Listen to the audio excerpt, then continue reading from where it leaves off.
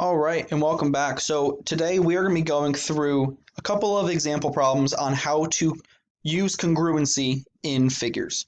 This is section 2.1 in your textbook. So in this example, it says that we have triangle LMN is congruent to triangle IJK, and we want to say, okay, angle N is congruent to what angle? So there's a few ways to do it. The way that I like to do it is I like to go in the starting point where it tells me the congruency statement. And I want to find what they're giving me. They're giving me angle N. So what I like to do is I say, okay, LMN. N is the third letter in that statement, which means I need to go to the third letter in our second statement, which is K. So that means that angle N is going to be congruent to angle K. That's it. If you weren't given the congruency statement but given a diagram, it would be a little bit different, and we're going to get to that a little bit later on. But that's all you need to do.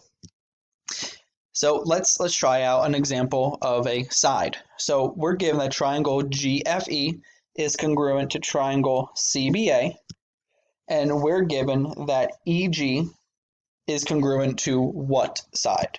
So the way that I like to do it is, remember, order is important. E is my first letter in my congruency statement of EG is congruent to what, right? So E is the third letter up here, which means that I need to go to my third letter over here, which is A. So EG is going to be congruent to segment A something. So EG, I find G. Well, G is the first letter, C is the first letter. So that means that EG is going to be congruent to AC. That's it. That's all it is. In this example, it says mark to show congruency. So now it's going to be a little bit more involved, but nothing dramatic. So it says that we're given triangle DEF is congruent to triangle QSR, and we're going to use that to help us mark up our angles and mark up our sides. So D is the first letter, Q is the first letter. So D is congruent to Q. Okay? E is the second letter. S is the second letter. So they're congruent to each other. F is the third letter. R is the third letter.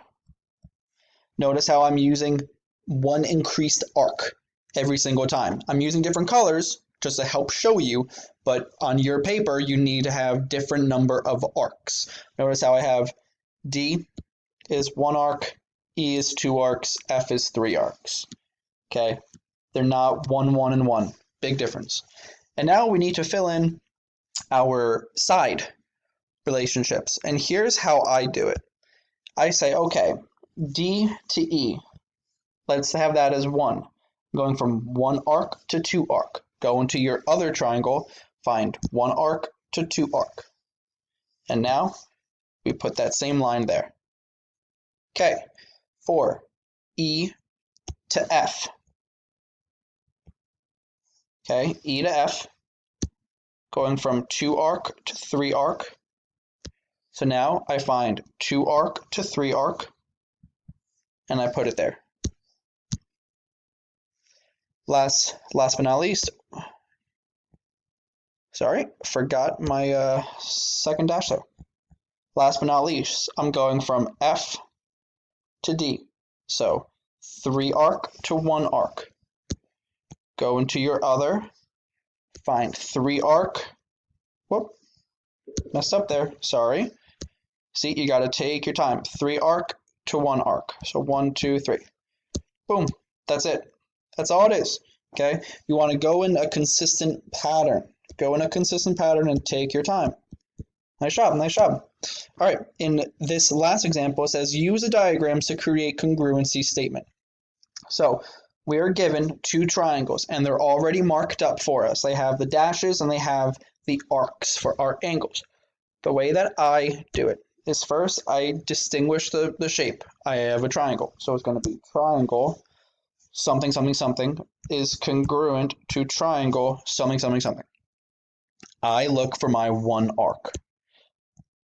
I have one arc in J. I'm going to have that as my first one. But guess what? I have one arc in E. So E is my first letter. I then go to two arc. I have K. I then go to two arc. I have G.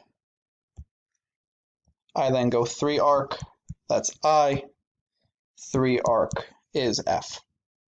So my final congruency statement would be triangle JKI is congruent to EGF. Now, you can verify this with your sides. You don't necessarily have to, but it can't hurt to do it. If I have JK, well, I'm going from a red circle to a green circle, or I'm going from one arc to two arc. So EG is one arc to two arc. That should have one dash. And does it? Yes, one dash. Sweet. Okay. I'm actually going to erase these here. Actually, you know what? Hold on. Gotta do it to undo it. Come on. There we go. Okay. Let's verify the next one. Well, if I'm going from, let's say, K to I, I'm going two arc to three arc, or green to blue. I go G to F, 2 to 3. Two dashes, two dashes. Sweet.